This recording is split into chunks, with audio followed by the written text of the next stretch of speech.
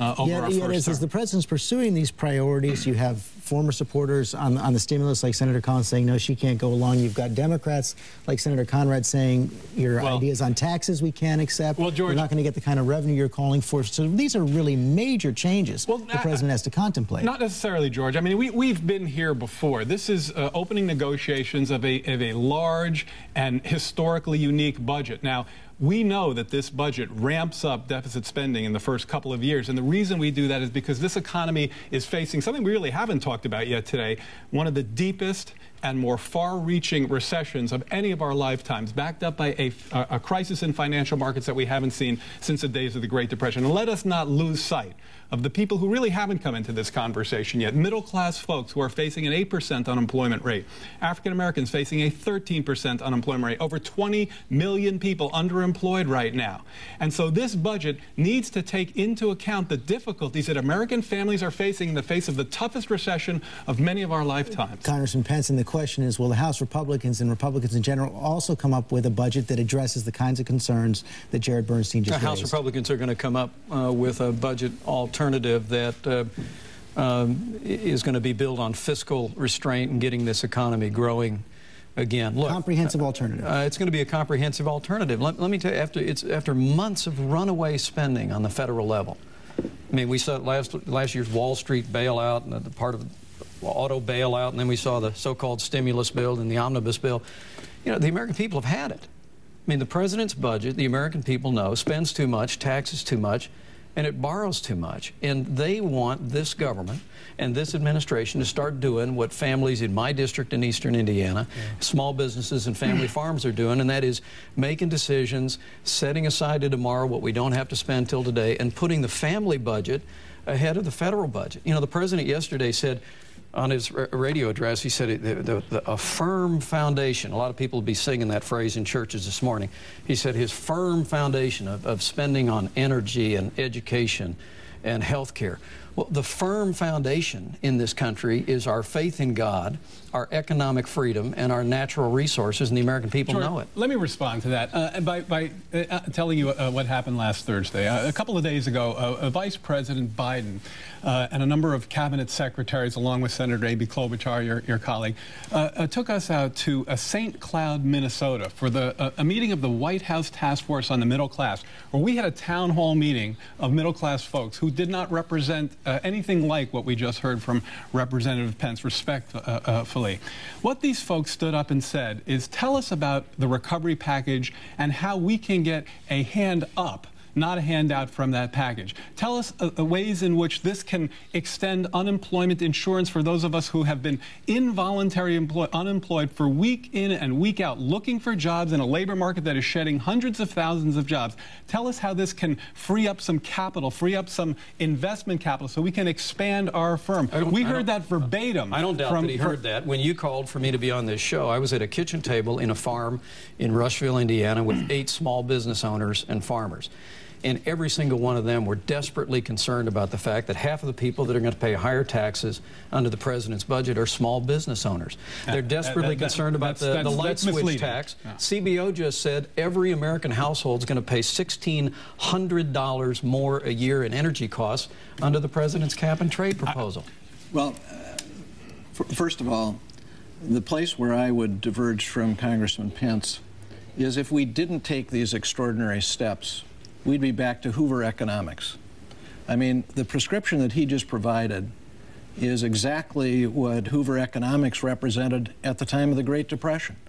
If we did not take these aggressive steps to give lift to the economy at this time of significant contraction, we could have faced an economic collapse. And that wasn't just my view, that was the view of the head of the Federal Reserve, that was the view of the Republican Secretary of Treasury, that was the view of the Republican President of the United States. So I think, again, respectfully, where I would strongly disagree is short term. Where I would actually strongly agree is longer term. We have got to get back to a more sustainable fiscal circumstance. We cannot have debt pile on top of debt. We cannot run budget deficits in the out years of over $1 trillion a year. So we're going to have to pivot here. How do you both make the investments that you and the president say need to be made now in energy and healthcare and education without adding to the deficit in an unsustainable way over the long term? This is, I will present a budget that I think begins to move in that direction. It acknowledges in the short term, yes, we have got to have added deficits and debt to give lift to this economy. But longer term, we have got to pivot. We have got to have fundamental reform of our entitlement programs.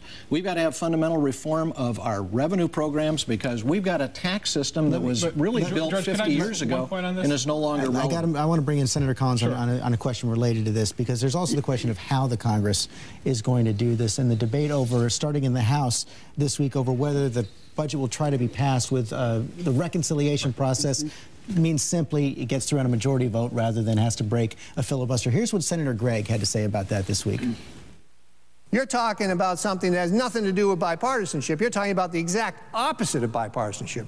You're talking about running over the minority, putting them in cement, and throwing them in the Chicago River. Vivid words from the man who was meant to be President Obama's Commerce Secretary, but Senator Collins, it's seriously being debated now in the House, putting at least the health care provisions on this fast track that would only require a majority vote. Can you go along with that? No, it would be a big mistake. I agree with Senator Gregg, if not his metaphor, but he's absolutely right. You don't make major changes in policy using a system that shuts out the Republicans, that limits debate, that prohibits amendments. And I know it's not just Republicans who are concerned about this. There's centrist Democrats who are very concerned about this. Well, look, I have said for weeks, I don't think it would be wise to use the reconciliation process to write major legislation, reform legislation. That's not what reconciliation was designed for. It was designed for purely deficit reduction. And the problem is, if you try to use it here, not only does it deeply offend the minority, but more than that, it doesn't work very well. Because it's subject to... Let me stipulate that we agree with Senator Conrad on this point. But I want to say, and it's very important for folks to hear, that I think that in an important way, the Obama budget is getting a bad rap in this discussion. In the Wait a second, I want to clear something before you move on to that. I mean, you said you agree with Senator Conrad, yet the White House has been working with House Democrats on leaving this whole notion of going on a fast track on the table. I don't think he took it off the table. I think it has to stay on the table, but it's something we would rather avoid. We'd rather take it off the table or not? Well, I'll put it this way. It is not included in the budget that I will present to my colleagues. I have said for weeks, I don't think it is the right way to write substantive legislation, because if you get into the details, and we won't do that here, it just doesn't work very well. But please let me finish my what they're talking about is negotiating leverage, sending a signal that it still remains open. And one thing I'm afraid that's all we have time for today. Thank you all very much for a very spirited discussion. The roundtable is next with George Will, Robert Reich, Donna Brazil, and Betsy Stark.